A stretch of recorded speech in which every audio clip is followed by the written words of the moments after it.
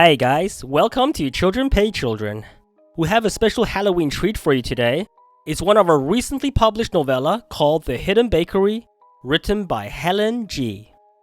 You can get a copy of the book on Amazon through the link we posted in the description below. Hope you like it.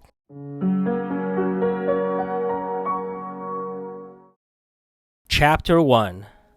The Halloween Party. What the heck? The Halloween party ends at 8 p.m. this year, shouted Diana in disbelief.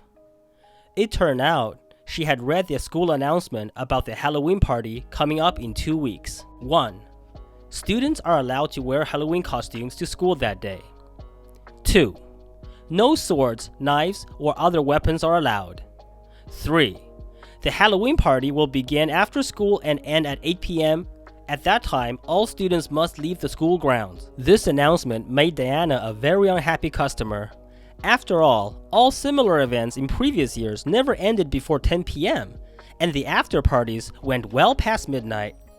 But this year, the school decided to call it off as early as 8 p.m., which is completely incomprehensible to Diana.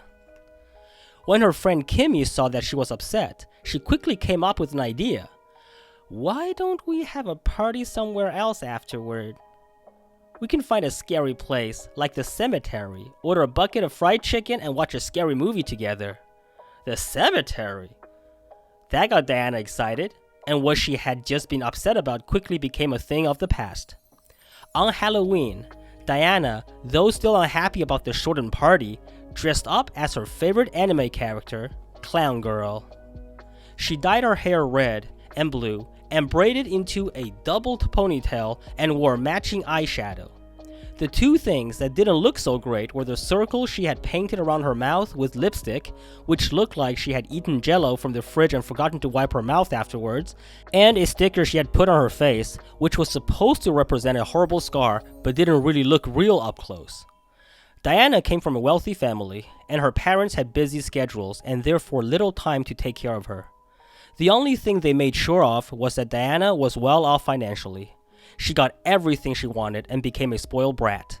She doesn't respect her parents except for when she asks them for money. She's also disrespectful to her teachers at school and is by far the worst student in her class.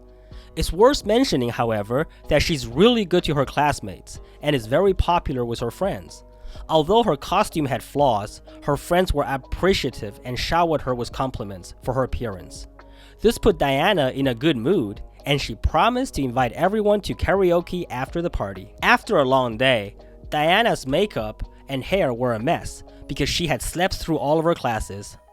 When school finally ended, she quickly found Kimmy and pulled her into the bathroom. I couldn't stay attentive in any of my classes today. All I could think about was the Halloween party this afternoon. I am really looking forward to the haunted house, but I hope it won't be too scary. Last year, someone came after me and scared me half to death. I slept all day in class, so my false eyelashes fell out, and my hair, look at it, all crooked in scales. The laughter of the two could be heard throughout the corridor. But what's so creepy about the haunted house? Last year, I thought it was pretty lame, with a bunch of teachers dressed like green caterpillars chasing us around. It didn't feel like a haunted house, but more like a game of tag. I'm hoping for something more exciting this year. Show me a real ghost or something. Oh my god, Kimmy, what's that behind you? What is it? What, Diana? As Kimmy turned around, Diana pulled all her hair in front of her face, startling Kimmy as she turned back around. Ha ha, you coward!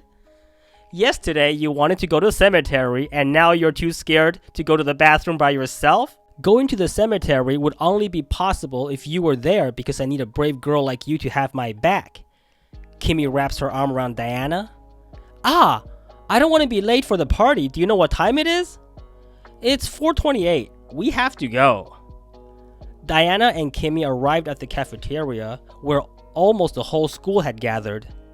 It was a new feeling to see everyone in their great costumes instead of their plain school uniforms. Although the assembly was supposed to be at 4:30 p.m., Mr. Robert, the principal, was late once again, which made everyone restless in their seats.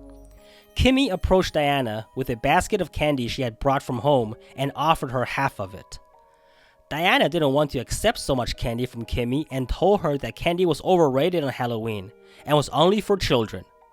Kimmy misunderstood Diana and took it as a low blow. She couldn't understand why her best friend was belittling her instead of appreciating her generosity. She started stuffing candy down her throat to get over what had just happened and covered the table with candy wrappers. After 10 minutes, Mr. Robert finally arrived. He was dressed as Sullivan, the furry monster from Monster University, very different from his usual androgynous style of pink shirt, pink eyeshadow, and sometimes even pink socks. He entered the cafeteria with a few enthusiastic announcements. "Happy Halloween, kids! I've hidden candy in every corner of the school for you to look for. This year's haunted house will be more exciting than you can imagine, so be sure to check it out. One last thing, whether you go home alone or are picked up by your parents, make sure you leave the school grounds by 8 p.m. Have fun and be safe." Immediately after Mr. Roberts' speech, Kimmy grabbed Diana's hand and ran towards the haunted house, completely forgetting about her little misunderstanding from earlier. Chapter 2: Haunted House Perplexity. As they came out of the cafeteria, they noticed a long line in front of the haunted house. The line was a mile long. Diana and Kimmy had no choice but to stand helplessly at the end of the line. Why is this line even longer than last year's? I remember we waited for more than an hour. I'm not going to stand here for 2 more hours this year. Oh no! Diana screamed. Kimmy put her head on Diana's shoulder and whined. The haunted house is the best our school has to offer. It's either that or watching horror movies and playing boring games. It's the only thing worth waiting for unless you want to leave school and go find exciting things somewhere else. Yeah, I'd rather not. I think I'd rather wait in line here, sighed Diana. Oh yeah, you want to tell me what happened at your house yesterday? You sent me a message and then quickly recalled it, asked Kimmy. It's nothing. I just had another fight with my parents. I felt like my parents were treating me differently than they used to. They used to give me everything I wanted, but now they've become much more demanding. They even have expectations of me now. Oh, could it be that your mom is having problems at work and has been in bad mood lately? You're the only child in your family. Your parents obviously love you. You don't understand. I'm not worried about them loving me less. It's just that I feel like my parents and I are drifting further and further apart. A voice came from the direction of the haunted house. To all students at the end of the line, please line up in groups of 6. Diana and Kimmy looked around and found a few familiar faces behind them with whom they could form a group. Although the wait was long, the time seemed to pass quickly as the friends chatted away. At 7:30, it was finally their turn. The teacher at the door gave each of them a blindfold to wear until they were taken inside the haunted house. They tried to get a glimpse of the surroundings, but the blindfolds were too thick to let any light through. They all knew the 2 states in which people normally come out of the haunted house. The brave ones came out of the way they went in, while the others came out shaking, screaming, and with tears streaming down their faces. The 6 of them now line up like a train with their hands holding onto the shoulder of the person standing in front of them. Diana, known for being fearless, stood at the end of the line, while another brave male student stood at the beginning of the line. Before she went in, Diana could already feel the uncontrollable trembling of Kimmy in front of her, her legs shaking, chin quivering slightly. Arriving at the haunted house, they heard someone say, "Now you can take off the blindfold."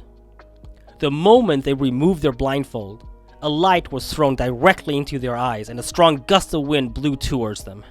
The lights in the hall flickered and flashed, along with multitude of eerie laughter that instantly gave them goosebumps.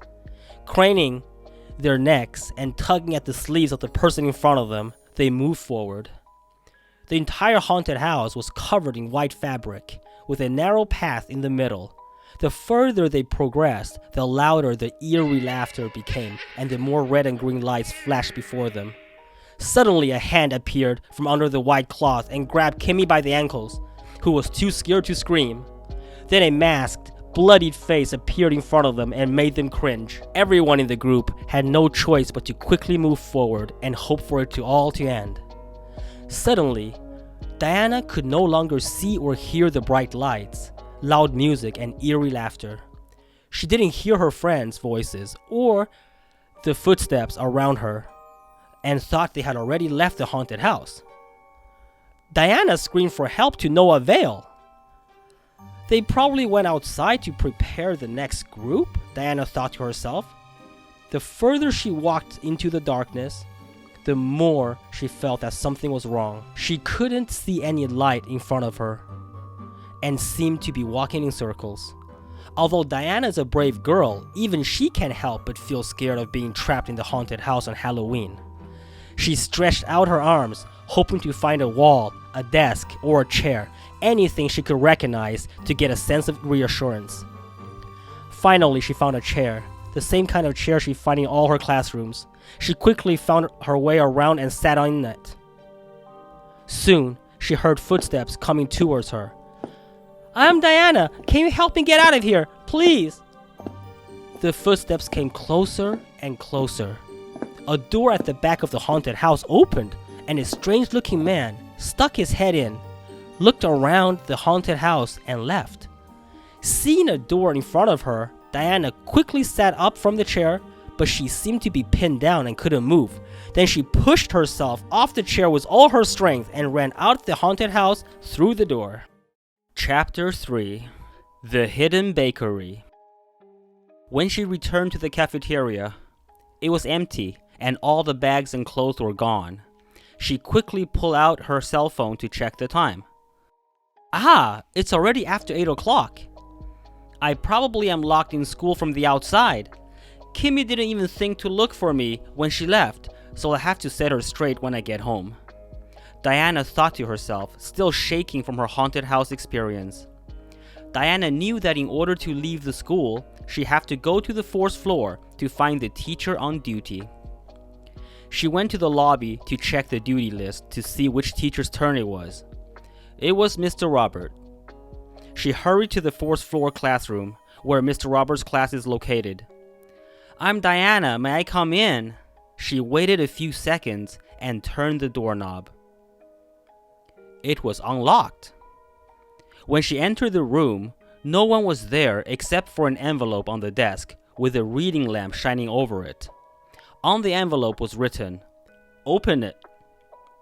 Diana opened the envelope and found a key and a note that said, "Use this key to open the storage room at the end of the cafeteria." Diana looked at the note half-heartedly, feeling that someone was playing a trick on her.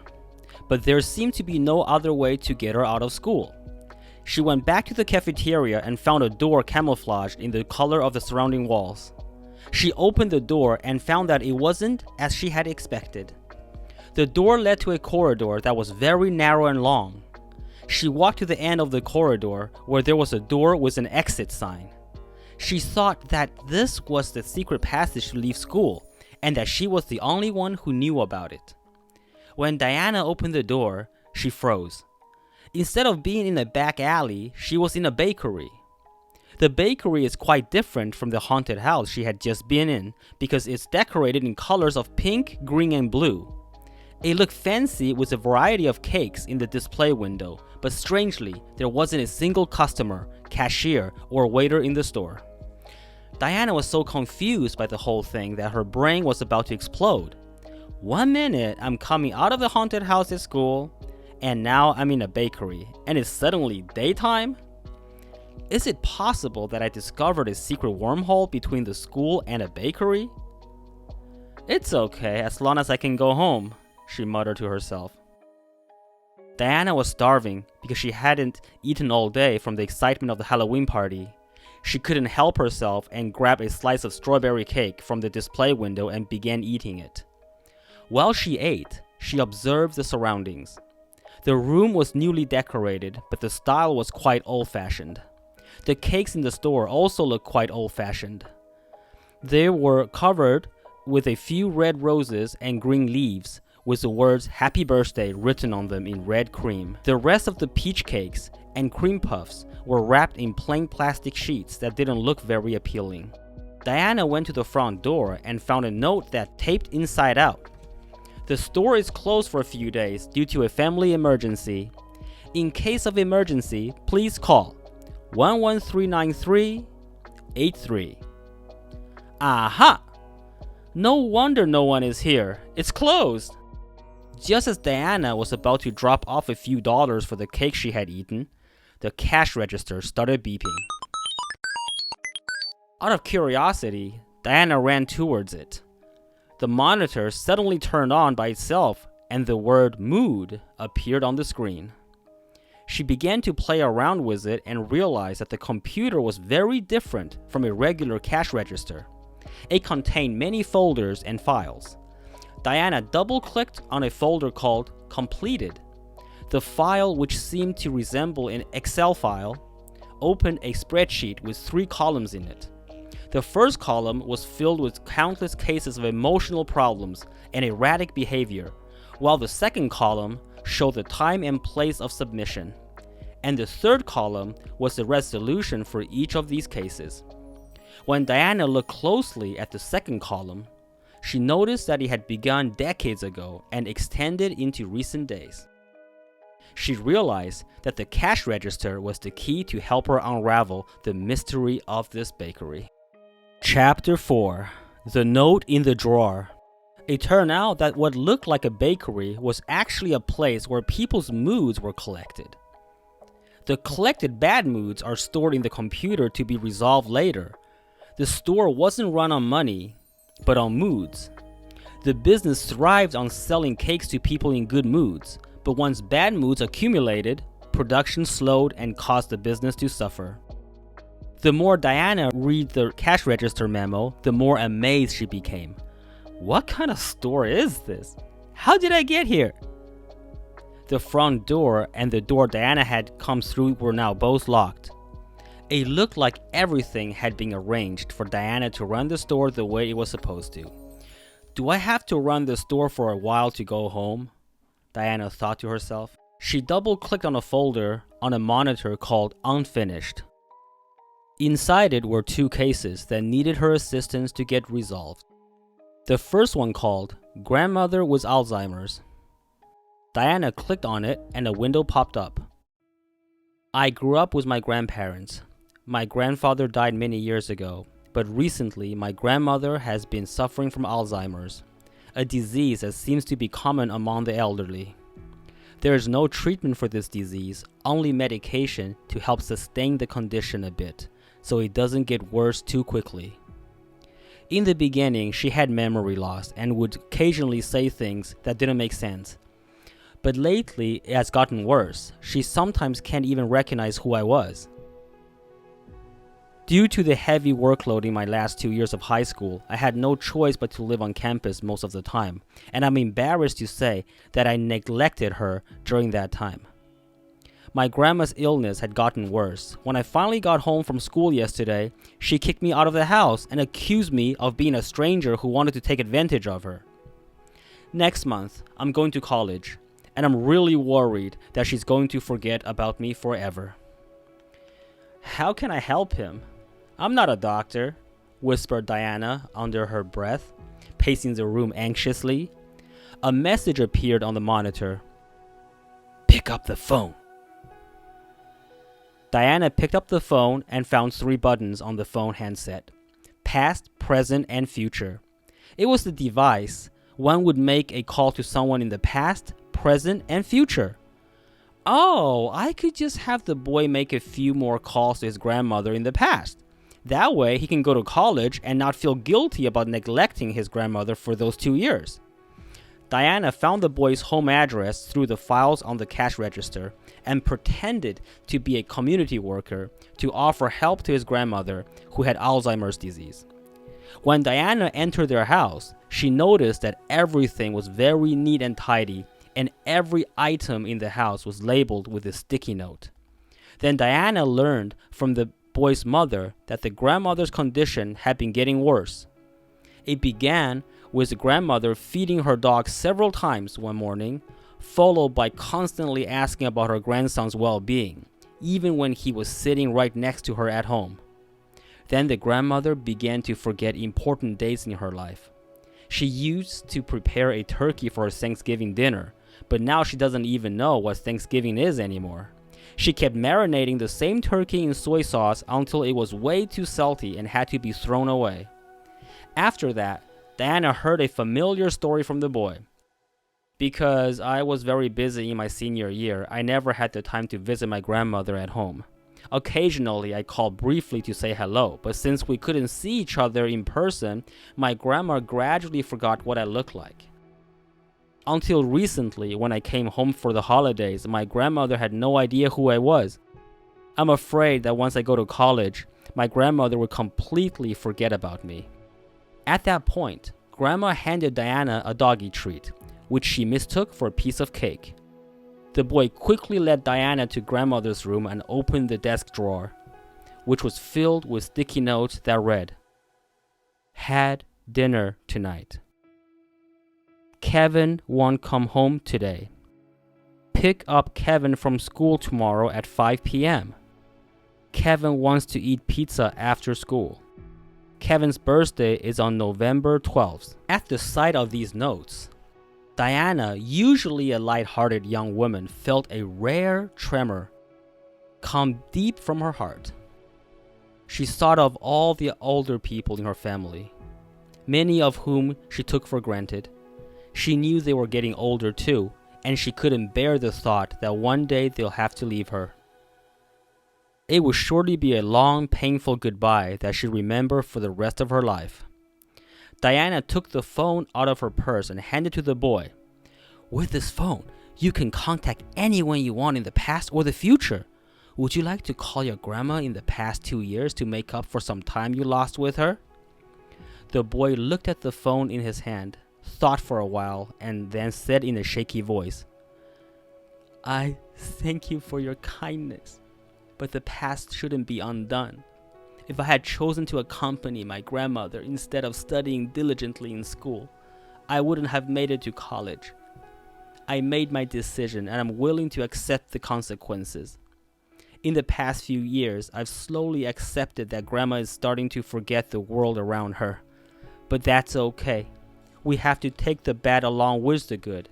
Even if one day she forgets me, I'll always remember her and love her." "What about the future? Do you want to leave her a message in case you'll be too busy with school?" asked Diana. The boy nodded and began to speak. "Grandma, I know you can't see me now, but please don't forget me. I've always loved you. You're the closest person I've had since my parents got busy with work. You raised me and gave me everything I wanted. Knowing that your memory isn't as good as it used to be, you wrote down all my habits and likes on sticky notes, so please remember me. I'll make turkey and pizza for you when I get back from college next year."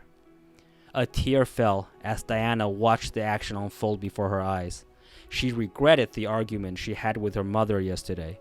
She realized how much her parents love her and that the only right thing to do is to enjoy every moment with them, because you never know when tragedy might strike and take it all away. After leaving the boy's house, Diana knew that there was still a file waiting for her back in the bakery. Chapter 5: Strawberry Cake. Back at the bakery, Diana opened the second file with a long sigh. A chat log popped up. "Cece, today's your birthday. I haven't seen you in over a year. You know I often send you messages when I think of you, even though I know you probably won't answer me. Since I've been in college, I feel like I've changed as a person. I'm not as cheerful and good-humored as I used to be, so I don't have as many friends anymore. I often think of the good times we had in high school. Even though the classes were hard, our laughter never stopped. Oh, I called your mom yesterday, and she told me that she and your dad are doing better lately. I hope you're doing well too." The recipient of this message never wrote back. According to the description in the document, Diana learned that the message was sent by a girl to her friend Cece, who died a year ago, just before her high school graduation. The girls met in their second year of high school. They weren't in the same class, but fate brought them together through a school lecture. They went to and from school every day and even spent a lot of time together on the weekends. A few days before the college entrance exam, the girls planned to take a trip to another city to celebrate their high school graduation. But just a few days after the exam, Cece was hit by a car on the way to the girl's house, ending her life. As a result, Cece was never able to open her college acceptance letter, and the girl's graduation trip never took place. The girl felt guilty since the incident and thought she was to blame for inviting Cece to her house that day. Out of grief and sadness, she bought gifts and bouquets for Cece's parents on all kinds of holidays in an attempt to offer them some kind of reparation. Diana followed the address on the document and came to the apartment where the girl lived. She knocked on the door and introduced herself as assistant to a local psychologist who looks after the mental well-being of people who have experienced trauma in recent years. When Diana stepped into the apartment, she found that it was a clean little place, well maintained by the girl. After a few minutes of small talk, she learned that the girl was originally from a small town and had no choice but to get a part-time job outside of school to pay the rent for this apartment. On the walls of the apartment were many photos of her and this other girl, who Diana could only assume was Cece. The girl brought Diana a glass of water and a package of waffle cookies and began to tell her story. Although my friend has passed away, out of habit I still send her messages on different occasions like Thanksgiving and Christmas. Recently, something interesting happened. I wished her a happy birthday a month ago, and to my surprise, I received a reply saying, "I know you've been busy with school, but please take care of yourself. Today is my birthday, and I miss you and hope you can be happy. And please don't spend any more of your hard-earned money on my parents. I know you only have a part-time job and they don't need anything. So make sure you take care of yourself. If you have the chance, I want you to eat a piece of cake with my mother, as a birthday celebration on my behalf, so to speak." This message gave me goosebumps until I realized it was sent to me by her mother. Although I wasn't blamed for Cece's death, I felt guilty all year. Not only was she my best friend, but she was the only child in her family. I can't even imagine what her parents had gone through. When Diana saw that the girl was on the verge of a breakdown, she quickly intervened with her own words of encouragement. "Hey, Cece's mom wants you to be happy, and she certainly doesn't hold a grudge against you. She knows you are close friends, and I'm sure she's happy about all the messages you sent Cece, even after she died. One more thing. Would you like to have a piece of cake with me at the bakery to celebrate Cece's birthday?" "Thanks, I'd love to," the girl said. After returning to the bakery, Diana cut the girl a piece of strawberry cake. The girl told Diana that strawberry cake was her favorite. It was the only kind she liked. Diana took out the magic phone and said, "I've got a phone here that you can use to reach your friend. But since she isn't around anymore, I'm not quite sure if she can receive the message. But would you like to give it a try anyway?" The girl nodded gently and began to speak. "Cece, I haven't seen you in a long time, and I really miss your voice. I don't know if you can receive this in heaven, but if so, I want to tell you that I've been very busy lately and haven't had time to text you. On your birthday, your mom sent me a message asking me to have cake with her, so I think I'll get to that soon. How have you been? Are you still staying up late? I guess there are no schools in heaven that make you study, so make sure you have fun. I love you and will always remember you. So don't forget about me either. I'll leave you another message on your next birthday." Diana was amazed. She never thought that a relationship between friends could be so strong, even beyond death. She realized that although she has many friends at school, most of them only hang out with her for her money. All except for silly Kimmy, the one person who stood behind her through thick and thin and never expected anything in return. Diana suddenly felt the importance of friendship and valued Kimmy more than ever. Just as Diana was drifting off into her own world, a voice came from the front door. "Thanks for the cake and the phone call. I'll leave her another one next year. Bye!" The girl ran out of the bakery. Diana realized the doors were once again unlocked, and oddly enough, it was 8 a.m. The bakery opens in an hour. She knew it was time for her to leave the store. She opened the door to the secret passage and quickly walked back to the school cafeteria. The cafeteria was again full of people, dancing to the loud music that was playing. She found Kimmy in the crowd and hugged her from behind, which caught her off guard. "Where have you been? I've been looking everywhere for you." Nowhere. I was in the restroom standing in a very long line." Wait, what time is it?" "It's almost 8 o'clock. Let's get out of here before Mr. Roberts yells at us." The girls left the school together hand in hand, with Diana holding Kimmy a little tighter than usual. Chapter 6. The Difference. A few things have changed since the incident at the haunted house. Although Diana was still the princess of her family, she had become a little more patient, a little more disciplined, and a little bit more caring towards her family members. She had become more clingy and dependent on her friend Kimmy, and decided to try harder in school. On Monday, as Diana and Kimmy were walking to school, they saw a bakery that for some reason they hadn't noticed before. Diana and Kimmy went into the store to look around. It was much bigger than Diana remembered, with 3 large cabinets full of gourmet cakes. The only things that remained the same were the decor of the store and the cash register. Diana noticed 2 customers sharing a slice of the most delicious looking strawberry cake. The younger one was the girl she had offered a piece of strawberry cake to on Friday, and the older lady was presumably Cece's mother.